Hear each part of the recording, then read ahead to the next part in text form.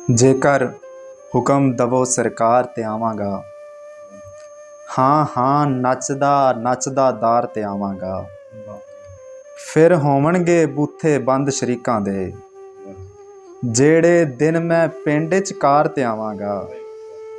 ਔਰ ਜਾਂ ਤੇ ਤੈਨੂੰ ਲੈ ਕੇ ਵਾਪਸ ਪਰਤਾਂਗਾ, ਜਾਂ ਫਿਰ ਅੜੀਏ ਜੰਗ ਅਖਬਾਰ ਤੇ ਆਵਾਂਗਾ।